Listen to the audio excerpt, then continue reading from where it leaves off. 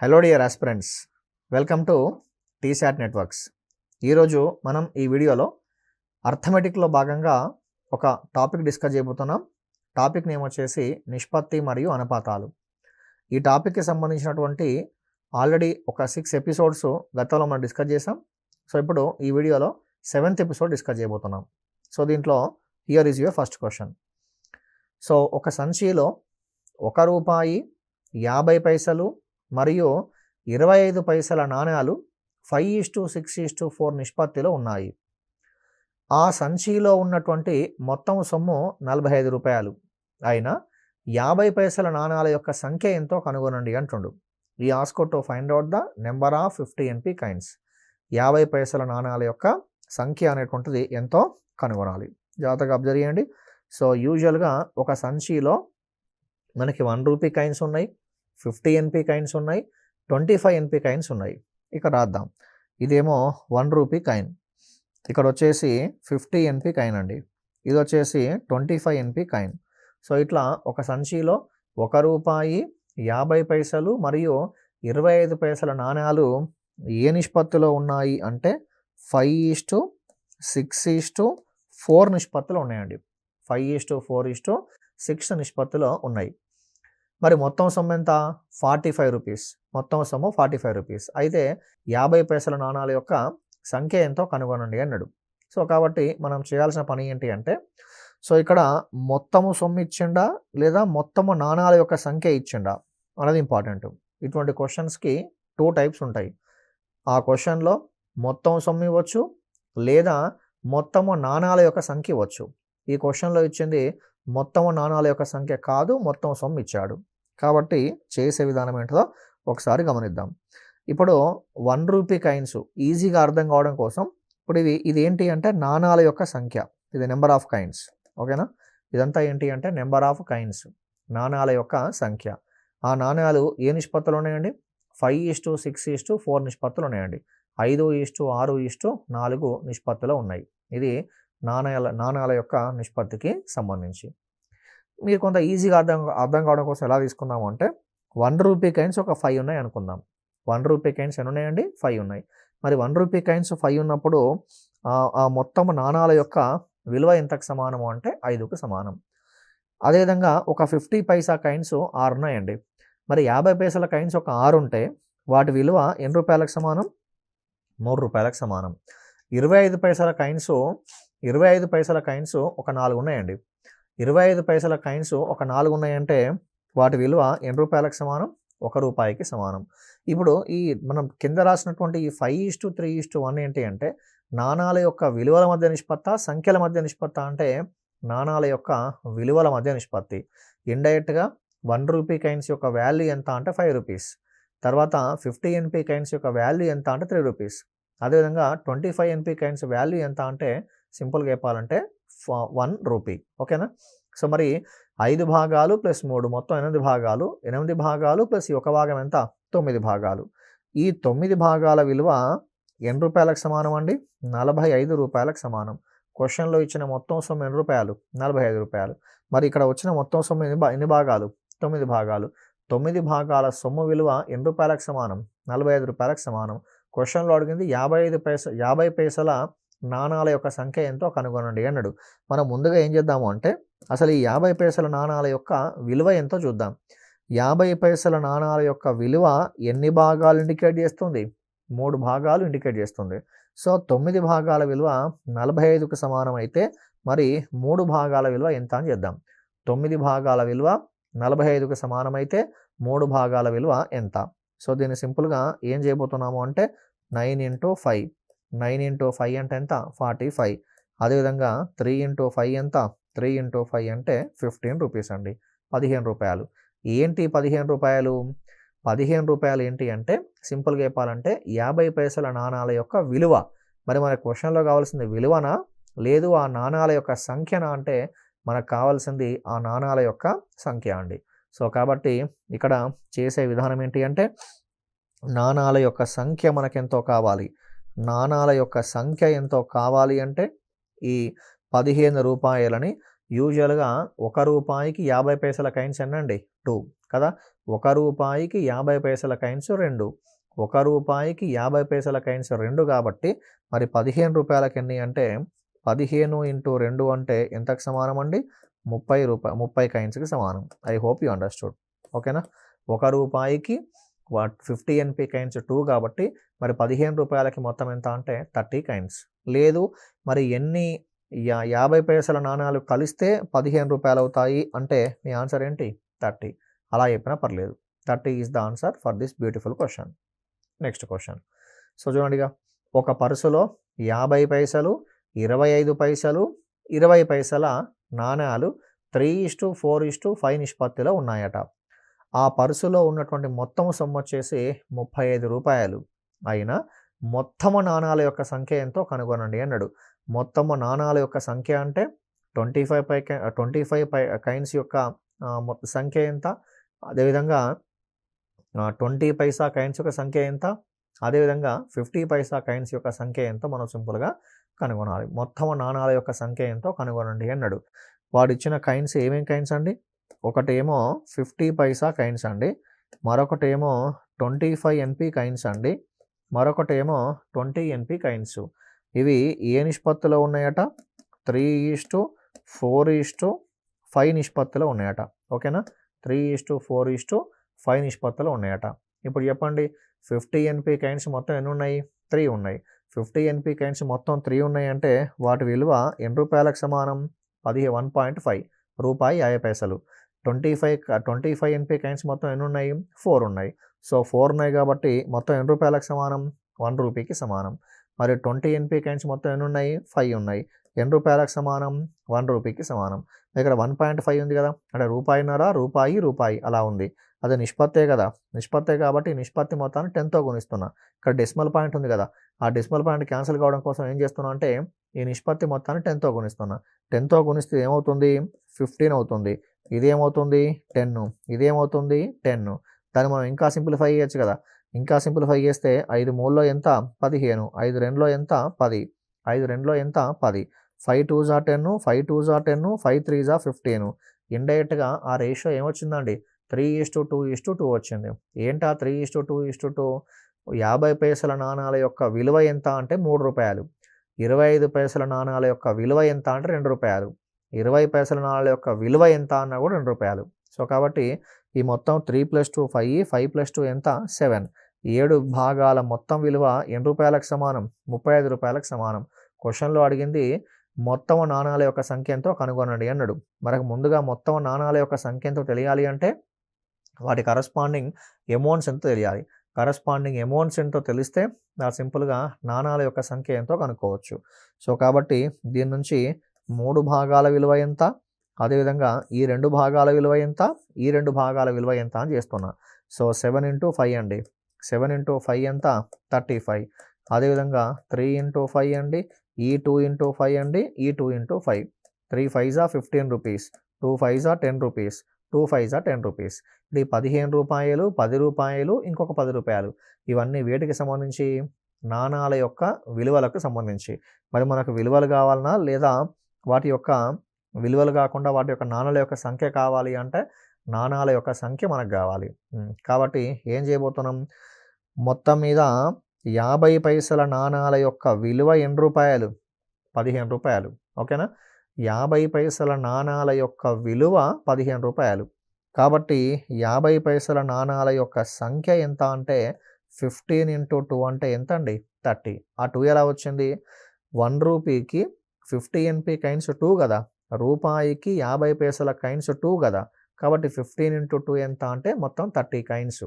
అదేవిధంగా రెండో సందర్భంలో చూడండి, 25 పైసల నాణాల యొక్క 25 NP, 25 పైసల నాణాల యొక్క విలువ, 25 పైసల నాణాల యొక్క విలువ ఎంత అంటే 10 రూపాయలు. మరి 1 రూపాయికి 25 NP కాయిన్స్ ఎన్ని ఉంటాయండి? 1 రూపాయికి 25 NP కాయిన్స్ 4 ఉంటాయి. కాబట్టి దీని మొత్తాన్ని ఇంటూ 4 చేస్తున్నా. 10 × 4 అంటే ఆ వాల్యూ ఎంత అండి? 40. అదేవిధంగా ఇది చూడండి. సో 1 రూపాయికి 20 పైసా కాయిన్స్ ఎన్ని ఉంటాయండి? 5 ఉంటాయి. 10 × 5 ఎంత అంటే 50. ఇప్పుడు చెప్పండి, 50 పైసల నాణాల యొక్క కాయిన్స్ మొత్తం ఎన్ని? 30.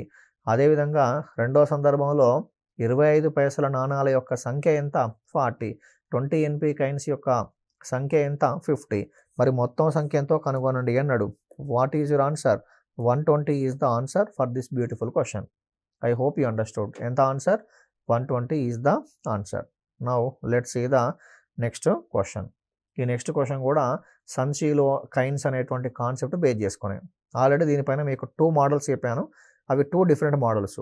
ఇది మళ్ళీ డిఫరెంట్ మోడల్. ఓకేనా? కాబట్టి ఒకసారి ఇప్పుడు వీడియో పాజ్ చేయండి. చేసి ఈ క్వశ్చన్కి ఆన్సర్ మీరు ఓన్గా చేయగలరా లేదా ట్రై చేయండి.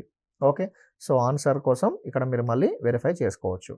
ఒక సంచిలోనట ₹1.50 అదేవిధంగా 25 పైసల నాణాల విలువల మధ్య నిష్పత్తి.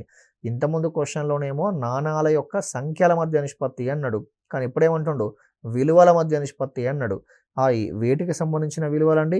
వేటికి సంబంధించిన విలువలు అంటే ₹1.50 అదేవిధంగా 25 పైసలు. ₹1.50 25 పైసల నాణాల యొక్క విలువల మధ్య నిష్పత్తి అట. ఆ విలువల మధ్య నిష్పత్తి ఎంతకు సమానం అండి? 2:3:4కి సమానం. ఓకేనా? 2:3:4కి సమానం. ఒకసారి అర్థం కావడం కోసం రాసుకుందాం. ఇదంతా ఏంటండి? విలువలకు సంబంధించి. ఓకేనా? These are the values. విలువలకు సంబంధించి. ఇప్పుడు నెక్స్ట్ ఏం రాయబోతున్నాం అంటే ఆ నాణాల యొక్క సంఖ్య ఎంతో రాయబోతున్నాం. నాణాల యొక్క సంఖ్య. ఇప్పుడు చూడండి, ₹1 నాణాల యొక్క విలువ ఎంత అంటే ₹2. ₹1 నాణాల యొక్క విలువ ఎన్ని రూపాయలు? ₹2. ఇప్పుడు ఎన్ని ₹1 నాణాలు కలిస్తే ₹2 అవుతాయి అంటే మీ ఆన్సర్ ఏంటిది? 2. ₹1 నాణాలకు 2 ఉంటే వాటి విలువ ఎన్ని రూపాయలు? ₹2. ఓకే. ఇక మరొక అంశం వచ్చేసి 50 పైసల నాణాల యొక్క విలువ ఎన్ని రూపాయలు? ₹3. మరి ఎన్ని 50 పైసల కైన్స్ కలిస్తే మరి ఆ విలువ మొత్తం మీద ₹3 అవుతుంది అంటే మీ ఆన్సర్ ఏంటి? 6. 25 పైసల నాణాల యొక్క విలువ ఎంత? ₹4. సో కాబట్టి ఎన్ని 25 పైసల కైన్స్ కలిస్తే దాని విలువ ₹4 అవుతుంది అంటే మీ ఆన్సర్ ఏంటండి? 16. 4 4s 16, 3 2s 6, 2 1s 2. ఎందుకు? ₹1 కైన్స్ 1 కాబట్టి ఇంటూ 1. మరి 50 NP కైన్స్ ₹1కి 2 కాబట్టి 3 ఇంటూ 2. 25 NP కైన్స్ ₹1కి 4 కాబట్టి 4 into 4. I hope you understood. ఇదేంటంటే నాణాల యొక్క సంఖ్య అండి. అలాగే ఉన్నా పర్లేదు, కట్ చేసినా పర్లేదు. 2 1s 2, 2 3s 6, 2 8s 16. అలా చేసినా పర్లేదు, కట్ చేసినా పర్లేదు. ఎలా అయినా నో ఇష్యూ. మొత్తం క్లబ్ చేయండి. 2 + 6 ఎంత? 8. 8 + 16 ఎంత? 24. సో ఈ 24 వచ్చేసి మొత్తం నాణాల యొక్క సంఖ్య. ఎన్ని భాగాలకు సమానం మరి? 480 భాగాలకు సమానం. అయినా మొత్తం సొమ్ము ఎంతో కనుగొనండి అన్నాడు. మొత్తం సొమ్ము ఎంతో కనుగొనాలి అంటే ముందుగా డినామినేషన్స్ తెలియాలి మనకు. అంటే ఏ కైన్స్ ఎన్నున్నాయో తెలియాలి. ఏ కైన్స్ ఎన్నున్నాయో తెలిస్తే దాని నుంచి మొత్తం వాల్యూ ఎంతో కనుక్కోవచ్చు మనం. 24 భాగాల కైన్స్ ఎంతకు సమానం? 480కి సమానం. అయితే 2 భాగాల విలువ ఎంత? 6 భాగాల విలువ ఎంత? 16 భాగాల విలువ ఎంత అని చేస్తున్నాం. ఓకే. సో అలా ఆన్సర్ రావాలి అంటే 24ను దేంతో గుణిస్తున్నా? 24ని సింపుల్గా 2తో గుణిస్తున్నా. 24ని కనుక మనం 2 తోటి మల్టిప్లై చేస్తే 24 2s ఎంత? 48 అంటే 480. సో కాబట్టి పైన ఏదైతే ఆపరేషన్ అప్లై చేసినామో మీకు తెలుసు ఆల్రెడీ, అదే ఆపరేషన్ని మిగతా వాటికి కూడా అప్లై చేస్తాం. ఇది ఏమైంది? 40. ఓకేనా? ఇది ఏమైంది? సో 120.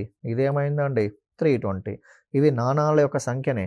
కానీ మనకు నాణాల యొక్క సంఖ్య కావాలన్నా లేదా మొత్తం అమౌంట్ కావాలన్నా అంటే మొత్తం సొమ్ము ఎంతో కావాలి. మాట్లాడదాం. ఈ 40 కైన్స్ దేనికి సంబంధించి? ఈ 40 కైన్స్ దేనికి సంబంధించి అంటే ₹1కి సంబంధించి. ఓకేనా? ₹1 కైన్స్ మొత్తం ఎన్ని ఉన్నాయి? 40 ఉన్నాయి. మరి ₹1 కైన్స్ మొత్తం 40 ఉంటే వాటి విలువ ఎన్ని రూపాయలు? ₹40. ఓకేనా? అదేవిధంగా ఇది 120 అండి. సో ఈ వాల్యూ వచ్చేసి ఇది 120 కదా? ఈ వాల్యూ వచ్చేసి 120. ఏంటి 120? 120 అనేటువంటిది సింపుల్గా చెప్పాలంటే 50 NP కైన్స్. 50 పైసల నాణాల యొక్క సంఖ్య మొత్తం ఎంత అంటే 120 కైన్స్. మరి 120 ఆటాన కైన్స్ ఉన్నప్పుడు వాటి విలువ మొత్తం ఎన్ని రూపాయలండి? ₹60. ఇది అబ్జర్వ్ చేయండి. సో దీంట్లో 25 NP కైన్స్ అన్నట్టు. 25 NP కైన్స్ మొత్తం ఎన్ని ఉన్నాయి? 320 ఉన్నాయి. మరి ఎన్ని 25 NP కైన్స్ కలిస్తే 320 ఎన్ని 25 మొత్తం 320 NP కైన్స్ ఉన్నాయి. మరి దాని విలువ ఎంత అన్నప్పుడు దాన్ని సింపుల్గా ఎన్ని రూపాయలండి? ₹80. అంతేనా? దీన్ని బై 4 చేసినా, దీన్ని బై 2 చేసినా, బై 1 చేసినా. 40/1 అంటే 40, 120/2 అంటే 60, 320/4 అంటే ఎంత 80. ఎందుకు బై 4 వేసిన? 1 రూపీకి 25 NP కాయిన్స్ 4 కదా, 4. 1 రూపీకి 50 NP కాయిన్స్ 2 కదా, బై 2. 1 రూపీకి 1 రూపీ కాయిన్స్ 1 కదా, కాబట్టి బై 1. 40/1, 120/2, 320 ఎంత 4. అలా చేస్తే 40 రూపాయలు, 60 రూపాయలు, 80 రూపాయలు. 40 రూపాయలు, 60 రూపాయలు, 80 రూపాయలు, అవన్నీ రూపీసే.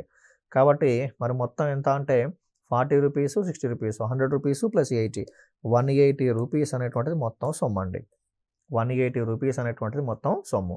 సో ఈ పర్సులో ఉన్నటువంటి కైన్స్ అనే అంశాన్ని బేస్ చేసుకొని ఇది కూడా one of the beautiful models. మరో క్వశ్చన్ చూడండి.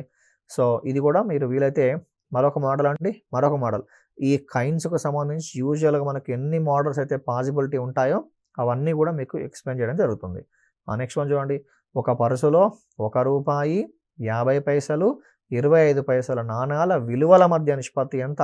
4:5:6. ఆ పర్సులోని మొత్తం నాణాలు 760 అయితే 50 పైసల నాణాలు ఎన్ని కలవు అంటుండు. 50 పైసల కైన్స్ ఎన్ని కలవు అంటున్నాడు. సో ముందుగా ఏం రాద్దాం చూడండి. ఇక్కడ 1 రూపాయి నాణాలు అన్నాడు, ఓకే. ఆ తర్వాత 50 పైసల నాణాలు అన్నాడు. ఆ తర్వాత 25 పైసల నాణాలు అన్నాడు, ఓకేనా. 1 రూపీ కాయిన్స్, 50 NP కాయిన్స్, అదేవిధంగా 25 NP కాయిన్స్. వీటి యొక్క విలువల మధ్య నిష్పత్తి ఇచ్చిండు. వాల్యూ రేషియో అండి, విలువల మధ్య నిష్పత్తి, విలువల మధ్య నిష్పత్తి. విలువల మధ్య నిష్పత్తి ఏమి ఇచ్చాడు? 4:5 ఎంత అండి? 4:5:6. 4:5:6. మరి అయితే నాణాల యొక్క మొత్తం సంఖ్య ఎంత? 760. ఇక్కడ నాణాల యొక్క సంఖ్య ఎంతో రాబడదాం. నాణాలకు సంబంధించినటువంటి సంఖ్య ఎంతో రాబడదాం. చూడండి, 1 రూపీ కాయిన్స్ యొక్క వాల్యూ ఎంత అంటే 4. కాబట్టి 1 రూపీ కాయిన్స్ మొత్తం ఎన్ని ఉంటాయి? 4 ఉంటాయి. 1 రూపీ కాయిన్స్ 4 ఉంటేనే వాటి వాల్యూ 4 రూపీస్ అవుతుంది. మరి 50 NP కాయిన్స్ వాల్యూ ఎంత? 5 rupees. 50 NP coins value 5 rupees అయితే మొత్తం ఎన్ని కాయిన్స్ ఉన్నాయన్నట్టు? 10 ఉన్నాయన్నట్టు, ఓకేనా. అదేవిధంగా 25 NP కాయిన్స్ వాల్యూ ఎంత? 25 NP కాయిన్స్ వాల్యూ 6. కాబట్టి వాటి విలువ ఎంత అంటే 24. I hope you understood. 4x1, 5x2, 6x4. 25 పైసల నాణాలు మొత్తం 24 ఉంటేనే దాని వాల్యూ ఏమవుతుంది? 6 రూపాయలు అవుతుంది. అర్థమవుతుంది కదా. దాన్ని బేస్ చేసుకొని సింపుల్గా ఏం చేయబోతున్నాం? 4 కైన్స్, 10 కైన్స్, 24 కైన్స్. ఇలాగే ఉన్నా పర్లేదు, మీరు దాన్ని 2 తోటో 5 తోటో దేనితో క్యాన్సిల్ దాంతో కట్ చేసినా పర్లేదు. ఇవన్నీ పైన ఉన్న రేషియోనేమో విలువల మధ్య నిష్పత్తి అయితే కింద ఉన్న రేషియో ఏంటంటే వాల్యూ రేషియో అండి. That is the value ratio. So కాబట్టి ఇది 14 ప్లస్ 24 అంటే మొత్తం ఎంత? 38. 38 పార్ట్స్ వాల్యూ దేనికి ఈక్వల్ అండి? 38 కైన్స్ కదా. 38 నెంబర్ ఆఫ్ కైన్స్ వాల్యూ దేనికి ఈక్వల్? 760కి ఈక్వల్. క్వశ్చన్లో అడిగింది 50 పైసల నాణాలు ఎన్ని కలవు అన్నాడు. 50 పైసల కైన్స్ మొత్తం ఎన్ని పార్ట్స్ ఉన్నాయి? 10 పార్ట్స్ ఉన్నాయి. 38ని 2 టైమ్స్ గుణిస్తున్నాం. 38 2 ఎంత? 76. పక్కన ఒక 0. పైన ఏదైతే ఆపరేషన్ అప్లై చేసినామో అదే ఆపరేషన్ కింద అప్లై చేస్తున్నాం. సో ఏంటి మీ answer? 200 coins. The number of coins are simply what we can say 200. 200 is the answer for this question. I hope you understood. So మనకి ఈ పర్సులో కైన్స్ అనేటువంటి అంశాన్ని బేస్ చేసుకొని ఎన్ని రకాల క్వశ్చన్లు అయితే పాసిబిలిటీ ఉంటాయో అవన్నీ కూడా మీకు నీట్గా ఇవ్వడం జరిగింది. ఓకే, వీటిని మళ్ళొకసారి మీరు నీట్గా జాగ్రత్తగా వీడియో గమనించండి, మీకు మంచి క్లారిటీ రావడానికి అవకాశం ఉంటుంది. Now let's see the next model. చూడండి ఒకసారి. ఒక వ్యాపారి వద్దనట రెండు రకాల గోధుమలు ఉన్నాయట. ఒక రకం గోధుమలేమో కేజీ 50 రూపాయలట, మరొక రకం గోధుమలేమో కేజీ 40 రూపాయలట. అయితే ఈ రెండింటిని ఏ నిష్పత్తిలో కలిపినా ఆ మిశ్రమాన్ని 47 రూపాయల కేజీ చొప్పున అమ్మవచ్చు అంటుండు. అంటే ఏ నిష్పత్తులు కలపాలో మనం కనుక్కోవాలి. ఒక వ్యాపారి వద్ద మొత్తం ఎన్ని రకాల గోధుమలు ఉన్నాయి? 2 types ఆఫ్ గోధుమలు ఉన్నాయి. 1 kind ఆఫ్ వీట్ ఏమో 50 రూపీస్ కేజీ, మరొక టైప్ ఏమో 40 రూపీస్ కేజీ. అయితే ఈ రెండింటిని మనం ఎట్లా కలిపితే ఆ ఏర్పడ్డ మిశ్రమాన్ని 47 రూపీస్ కేజీ అమ్మవచ్చు అంటుండు. సో ఈ క్వశ్చన్కి ఆన్సర్ చెప్పాలి అంటే మనం సింపుల్గా ఏం యూజ్ చేయాలి అంటే we have to apply the rule of mixture alligation rule use చేస్తే సింపుల్గా వస్తుందండి. ఇటువైపు ఏమో స్టార్టింగ్లో ఉన్నటువంటి 50 రూపాయల కేజీ గోధుమలు, ఇటువైపు ఏమో 40 రూపాయల కేజీ గోధుమలు. రూ. 50 కేజీ గోధుమలు, రూ. 40 కేజీ గోధుమలు. మరి రెంటిని కలిపితే ఏర్పడ్డ మిశ్రమం ఏమైంది? రూ. 47 పర్ కేజీ అయింది కదా. రూ. 47 పర్ కేజీ అయింది. సో అలా రావాలి అంటే మరి ఆ డిఫరెన్స్ ఎంతో చూద్దాం. ఇలా డిఫరెన్స్ పరంగా వెళ్తున్నా ఇలా చేసే మెథడ్ పేరు ఏం పేరంటే అలిగేషన్ రూల్ అంటాం. Alligation rule. సో 40 ఉంది, 47 ఉంది, డిఫరెన్స్ ఎంత? 7. 50 ఉంది, 47 ఉంది, డిఫరెన్స్ ఎంత? 3. దేర్ఫోర్ ఏ నిష్పత్తులు కలపాలండి? 7:3 నిష్పత్తులు కలపాలి. అంటే మీనింగ్ ఏంటి? రూ. 50 కేజీ ఉన్న గోధుమలేమో 7 భాగాలని, అదేవిధంగా రూ. 40 కేజీ ఉన్న గోధుమలేమో 3 భాగాలను కలిపితే అప్పుడు ఆ ఏర్పడ్డ మిశ్రమాన్ని ఏం చేయొచ్చు మనము అంటే సింపుల్గా రూ. 47 కేజీ చొప్పున అమ్మవచ్చు. సో కాబట్టి అలా అమ్మాలి అంటే మరి ఏ నిష్పత్తిలో కలపాలి వాటినంటే 7:3 నిష్పత్తిలో కలపాలి. That is the information. ఇప్పుడు చూడండి 10, 28, 18 మరియు 48లో అనుపాతములో ఉండుటకు కలపవలసిన కనిష్ట సంఖ్య ఎంతో కనుగొనండి అన్నాడు. అనుపాతములో ఉండుటకు కలపవలసినటువంటి కనిష్ట సంఖ్య ఎంతో కనుగొనండి అన్నాడు. అనుపాతములో ఉండుటకు కలపవలసిన కనిష్ట సంఖ్య. అసలు అనుపాతం యొక్క ధర్మం ఏంటండి? అనుపాతం యొక్క ధర్మం ఏంటి అంటే అంత్య పదాల యొక్క లబ్ధము దేనికి సమానంగా ఉండాలి? మధ్య పదాల యొక్క లబ్ధానికి సమానంగా ఉండాలి.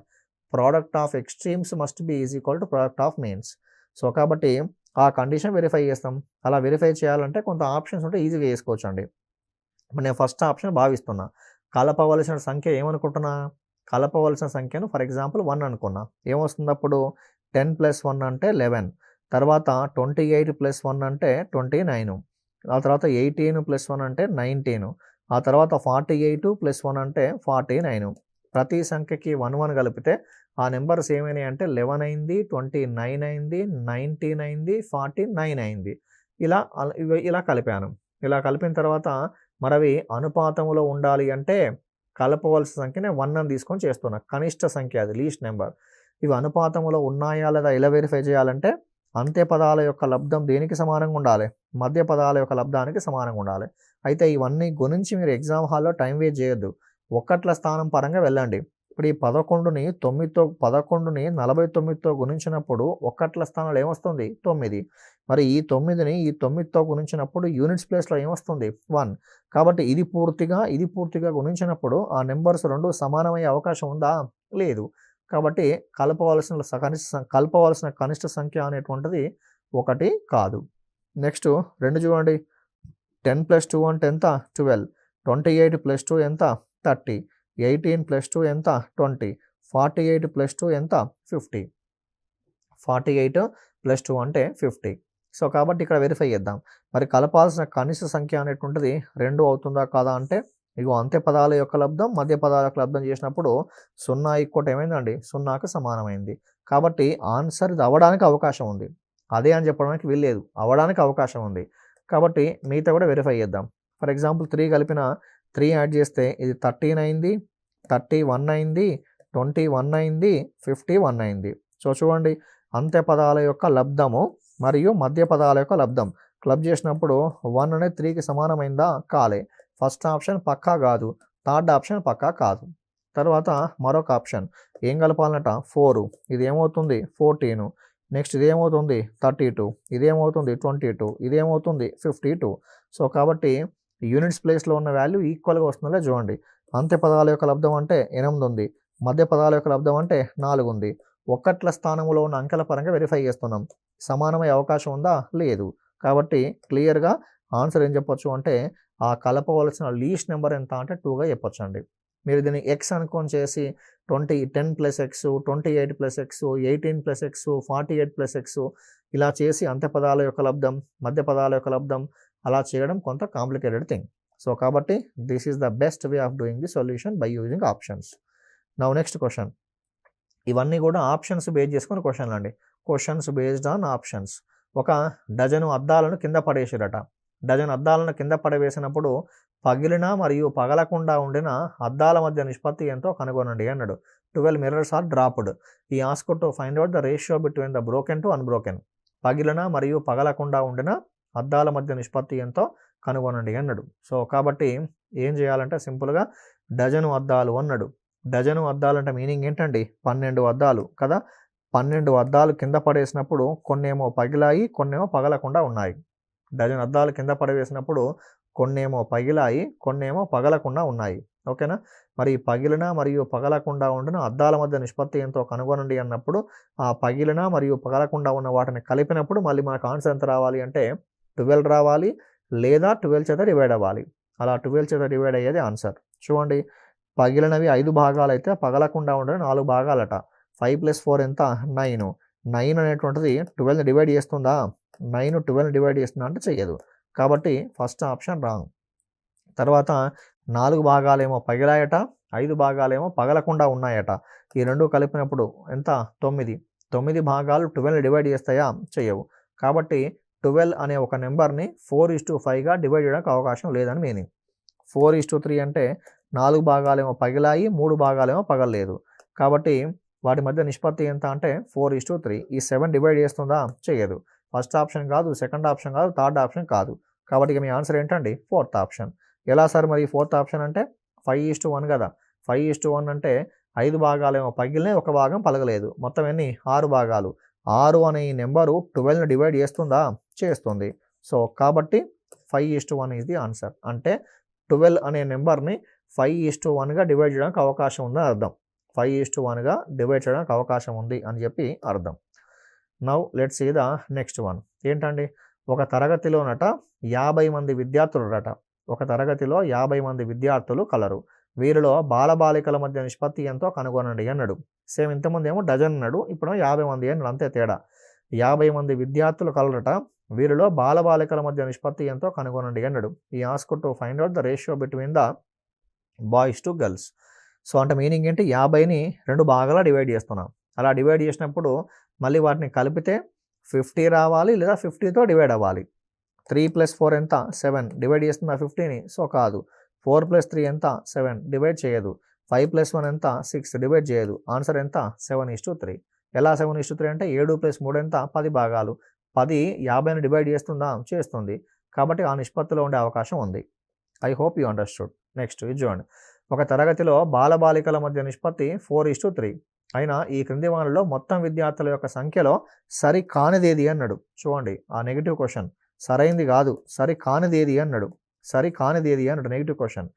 సరి కానిదేది అంటే 7. ఇప్పుడు ఈ నిష్పత్తి చేత డివైడ్ కావాలన్నా డివైడ్ కావద్దా అంటే డివైడ్ కావద్దు. మొత్తం ఎన్ని భాగాలు ఉన్నాయి? 7 భాగాలు ఉన్నాయి. 7 4 ఎంత? 28 భాగిస్తుంది. ఇలా అయ్యే అవకాశం ఉంది. కానీ కానిదేది అన్నాడు. 7 5 35 భాగిస్తుంది. అలా అయ్యే అవకాశం ఉంది. 7 8 56 అలా అయ్యే అవకాశం ఉంది. కాబట్టి 7 టేబుల్లో 45 రాదు. కాబట్టి 45 is the answer for this question. I hope you understood. ఇవన్నీ దేని బేస్ చేసుకుని అంటే క్వశ్చన్స్ బేస్డ్ అని ఏమంటాం? Options. Questions based on options. So ఇక మరొక అంశం చూడండి.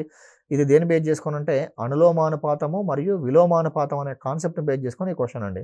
ఎక్స్ అనున్నది వైకి అనులోమానుపాతం ఉందట. ఎక్స్ అనున్నది వైకి అనులోమానుపాతం ఉందట. మరి వై విలువ 3 అయినప్పుడు ఎక్స్ విలువ 2 అట. ఒకవేళ మరి వై విలువ 5 అయినప్పుడు ఎక్స్ వాల్యూ ఎంత అన్నాడు. మీకు ఒక వాక్యం చెప్పాను. ఏం చెప్పానంటే బేసిక్స్లో ఏ కామా బీలు అనులోమానుపాతంలో ఉన్నప్పుడు ఏ ఈజ్ ప్రపోర్షనల్ టు బి అని రాస్తాం. అప్పుడు ఏ ఈజ్ ఈక్వల్ టు కేబి అని రాస్తాం. లేదా A1/B1 is equal to A2/B2 అని రాస్తాం అని చెప్పి మీకు రాపిచ్చాను కదా. A1/B1 is equal to A2/B2 అని రాస్తాం. అలాగే రాయండి ఇక్కడ. ఇక్కడ ఏ కామా బీలు ఉన్నాయా, ఎక్స్ కామా వైలు ఉన్నాయా అంటే ఎక్స్ కామా వైలు ఉన్నాయి. కాబట్టి ఏంటి మీ ఆన్సర్ ఇక్కడ? x1/y1 is equal to x2/y2. అనులోమానుపాతము అన్నప్పుడు మనం తీసుకోవాల్సిన ఫార్ములా ఇది. x1/y1 is equal to x2/y2. అందులో సబ్స్టిట్యూట్ చేస్తే వచ్చేది ఆన్సర్. చెప్పండి ఇక. y విలువ 3 అట. y విలువ 3 అయినప్పుడు x విలువ ఎంత? 2. మరి y విలువ 5 అట. ఒకవేళ y విలువ 5 అయితే x వాల్యూ ఎంత? సింపుల్. y విలువ 5 అయితే x వాల్యూ ఎంత? I hope you understood. Corresponding values తీసుకుంటున్నాం. సింపుల్గా సింగిల్ స్టెప్లో ఆన్సర్ వస్తుంది. x2 ఈజ్ ఈక్వల్ టు ఏంటి మీ ఆన్సర్ అండి? 10/3 is the answer for this question. 10/3 is the answer for this question. I hope you understood. Now let's see the next question. ఏంటది? ఒక బాలుడు అతని 4 మిత్రులకు 1/3, 1/4, 1/5, 1/6 నిష్పత్తిలో చాక్లెట్లు పంచిండట. ఇది యాక్చువల్గా రేషియో ఫామ్లో ఉంటుందండి. సో 1/3 1/4 1/5 1/6 నిష్పత్తిలో చాక్లెట్ల పంచిండట. ఈ విభజన చేయగలగడానికి ఆ బాలుడి వద్ద ఉండవలసినటువంటి చాక్లెట్ల కనిష్ట సంఖ్య ఎంతో కనుగొనండి అన్నాడు. చాక్లెట్ల యొక్క కనిష్ట సంఖ్య. చాక్లెట్ల యొక్క కనిష్ట సంఖ్య అనేటువంటిది ఎంతో కనుగొనండి అంటుండు. చాక్లెట్ల యొక్క కనిష్ట సంఖ్య. సో జాగ్రత్తగా మళ్ళీ అబ్జర్వ్ చేయండి. మన ఒక బాలుడట తన 4 ఫ్రెండ్స్ కట చాక్లెట్ పంచిండట. ఏ నిష్పత్తిలో? 1/3, 1/4, 1/5, 1/6. ఇప్పుడు 3 చేత, 4 చేత, 5 చేత, 6 చేత డివైడ్ అయ్యి ఒక నెంబర్ తీసుకోండి. 3 చేత, 4 చేత, 5 చేత, 6 చేత డివైడ్ అయ్యి ఒక నెంబర్. ఫర్ ఎగ్జాంపుల్ దీన్ని మీరు 2తో డివైడ్ చేస్తే 3 అలాగే ఉంటుంది. ఓకేనా? 3తో డివైడ్ చేస్తే సో ఈ వాల్యూ ఇలాగే ఉంటుంది. ఈ వాల్యూ ఎంత? 10, 30, 60. కాబట్టి ఈ మొత్తం మీద ఎల్సిఎం ఎంత వచ్చిందండి? మొత్తం మీద వచ్చిన ఎల్సిఎం ఎంత అంటే 60. మొత్తం మీద వచ్చిన ఎల్సిఎం ఎంత? 60. ఇక్కడ ఆల్రెడీ 3 ఉంది కదా, 3 ఉంది కాబట్టి 3 20s ఎంత? 60. 4 ఉంది కాబట్టి 4 15s ఎంత? 60. 5 ఉంది కాబట్టి 5 12s ఎంత? 60. 6 ఉంది కాబట్టి 6 10s ఎంత? 60. కాబట్టి ఇప్పుడు ఈ లవములో ఉన్న వాల్యూస్ పైన ఫోకస్ చేయండి ఒకసారి. 20 + 15 35, 35 + 10 45, 45 + 12 ఎంత? 57. 57 బై ఎంత వచ్చిందండి? 60.